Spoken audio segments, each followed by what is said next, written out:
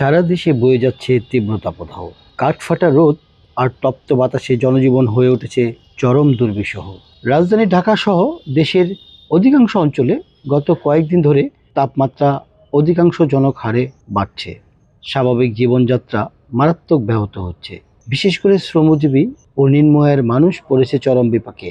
আবহাওয়া অধিদপ্তরের তথ্য অনুযায়ী গত সোমবার রাজধানীতে সর্বোচ্চ তাপমাত্রা রেকর্ড করা হয়েছে ৩৫.৫ ডিগ্রি সেলসিয়াস।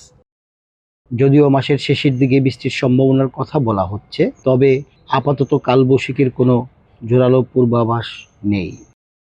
বাতাসে জলীয় বাষ্পের আধিক্যের কারণে গরমের তীব্রতা আরও বেশি অনুভূত হচ্ছে। প্রচণ্ড রোদের তাপে সবচেয়ে বেশি বিপাকে পড়ছে দিনমজুর, রিকশা চালক ও ভ্যান চালকরা। রাস্তায় কাজ করতে গিয়ে তারা হিমশিম খাচ্ছেন। বেলা বাড়ার সঙ্গে সঙ্গে সড়কের পিচ নরম হয়ে যাওয়ার মতো পরিস্থিতি তৈরি হচ্ছে, ফলে প্রয়োজন ছাড়া মানুষ ঘর থেকে বের হচ্ছে না। ব্যস্ত সড়কগুলোতেও কমে গেছে মানুষের উপস্থিতি। স্বাস্থ্য ঝুঁকি বেড়েছে। চিকিৎসকদের মতে এ ধরনের ভয়াবহ হিট স্ট্রোক, পানি শূন্যতা এবং ডায়রিয়া সহ পানিবাহিত রোগের ঝুঁকি বেড়ে যাবে। বিশেষ করে শিশু ও বয়স্করা বেশি ঝুঁকিতে রয়েছেন। হাসপাতালগুলোতে গরমজনিত অসুস্থতার রোগী বাড়তে শুরু করেছে। বিশেষজ্ঞরা এই সময়ে কিছু সতর্কতা মেনে চলার পরামর্শ দিয়েছেন।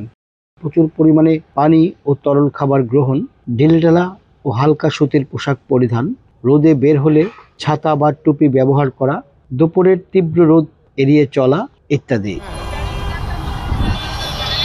আবহাওয়া অফিস বলছে আপাতত বৃষ্টির তেমন সম্ভাবনা নেই, ফলে ব্যবসা গরম আরও কিছুদিন অব্যাহত থাকতে পারে। তীব্র এই তাপদাহে এক ফোঁটা বৃষ্টির আশায় চাতক পাখির মতো অপেক্ষায় দিন গুনছে দেশের সাধারণ মানুষ।